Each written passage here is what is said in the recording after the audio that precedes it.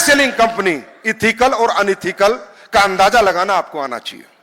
Direct selling company के बारे में आपको जानकारी होनी चाहिए कि डायरेक्ट सेलिंग होती क्या है, डायरेक्ट सेलिंग क्यों बनी थी, किस लिए बनी थी, किसके लिए बनी थी, यह व्यापार होता कैसे है, यह व्यापार करता कौन था, यह व्यापार कैसे किया जाता है, और इस व्यापार को करने के लिए कौन कौन से प्रोडक्ट होते थे, होते हैं या होंगे, यह व्यापार की पूरी जानकारी आपको होनी चाहिए। हमारे देश में डायरेक्ट सेलिंग के नाम से हकीकत में बाउंडर हुए हैं, फ्रॉड्स हुए हैं, हकीकत में घटिया प्रोडक्ट बेचे गए हैं, पैसे दिखा के, लालच दिखा के, गाड़ी दिखा के, बंगले दिखा के।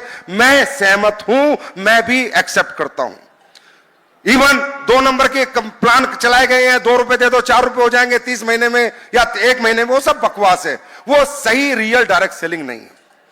रियल डायरेक्ट सेलिंग क्या होती है? अभी परसों भी मेरी मीटिंग चल रही थी एक गवर्नमेंट से, वहां के अधिकारी बैठे थे, मैंने उनसे भी यही बात की जो आज आपसे कह रहा हूं, मैंने उनसे भी एक ही बात की जो आपसे कह रहा हूं। मैंने कहा sir, direct selling means quality product.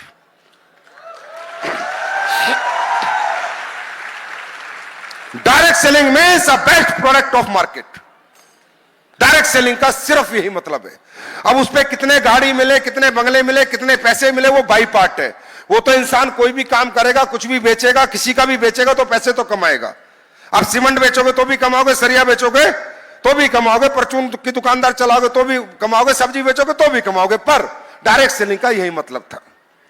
तो ये मैं जानकारी इसलिए आप लोगों को दे रहा हूं कि आप पहली बार आए भाई साहब, आप हमारे साथ आए ना आए, लेकिन जिंदगी में आपका मन करे सुन के डायरेक्ट सेलिंग, तो जब भी करें किसी अच्छे आदमी के साथ करें, अच्छी कंपनी के साथ करें। ये ज्ञान आपको होना चाहिए, ये नॉलेज आपको होना चाहिए कि डायरेक्ट सेलिंग इंडस्ट्री 1886 में बनी थी, 1886, आज नहीं बनी है। 1886 में इंडस्ट्री बनी थी और सिर्फ इसलिए बनी थी कि इस इंडस्ट्री में अच्छे प्रोडक्ट बना के बेचे जाए। क्यों? क्योंकि उससे पहले दुनिया में जो भी प्रोडक्ट बिकते थे वो मार्केट के कंपटीशन को मद्देनजर रखते हुए कोई भी आदमी प्रोडक्ट बनाता था। अगर एक कंपनी साबुन 15 रुपए की बेच रही है तो सारी कंपनी 15 रुपए की साबुन निकालती थी। एक कंपनी नमक 10 रुपए का बेच रही है तो सारी कंपनी 10 रुपए का नमक निकाल रही थी। 11 रुपए का नमक कोई नहीं ला रहा था, अच्छा हो चाहे बुरा हो। तो कहीं ना कहीं पूरी दुनिया प्राइस वार में फंसी हुई थी, सारे प्रोडक्ट प्राइस वार में फंसे हुए थे। जो रिसर्च एंड डेवलप करने वाले लोग थे, जो साइंटिस्ट थे, जो कुछ समाज को अच्छा देना चाहते थे, अच्छा प्रोडक्ट देना चाहते थे, समाज का भला करना चाहते थे, वो भला नहीं कर पा रहे थे क्योंकि सोसाइटी और समाज अच्छे प्रोडक्ट को एक्सेप्ट नहीं कर रहा था। क्योंकि प्रोडक्ट बेचने का माध्यम क्या था? दुकान है ना भाई, दुकान से बेचोगे और कहां से बेचोगे? तो दुकानदार प्रोडक्ट रखने को मना कर देता था। दुकानदार कहता था भाई तेरी क्वालिटी तू अपनी जेब में डाल, मेरे यहां जितने प्रोडक्ट इस तरह के बिक रहे हैं सबका 100 रुपए रेट है और 20 रुपए कंपनी मुझे कमीशन दे रही है। तू कह रहा है कि मैं 300 रुपए का तेरा प्रोडक्ट बेच दूं, मैं कहां से बेच दूं?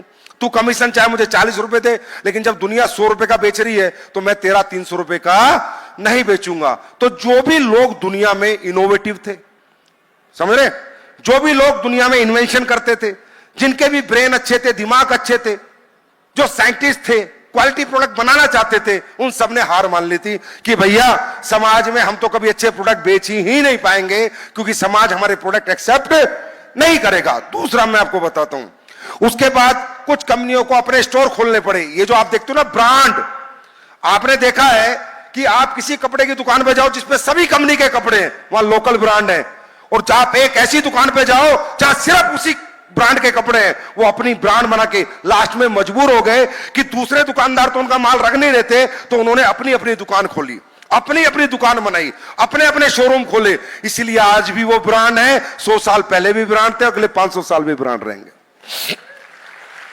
लेकिन और दुकानों ने उनके प्रोडक्ट नहीं रखे थे। राइट, बात समझ में आ गई?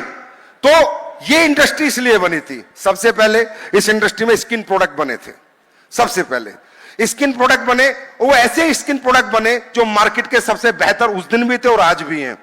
और ये इंडस्ट्री रियली बताऊं तो महिलाओं के लिए बनी थी। ये इंडस्ट्री बनी थी लेडीज के लिए कि लेडीज जो काम धंधा नहीं कर, घर के काम करती है, उसके बाद फ्री टाइम जो होता है, उस फ्री टाइम में लोगों को जाके बात कर ले, प्रोडक्ट के बारे में बता दे, प्रोडक्ट का एक्सपीरियंस शेयर करे, ना कि बेचे, एक्सपीरियंस शेयर करे, प्रोडक्ट का रिजल्ट शेयर करे और उसकी पड़ोसन लेडीज खरीद ले, उसको 2 पैसे एक्स्ट्रा आ जाए।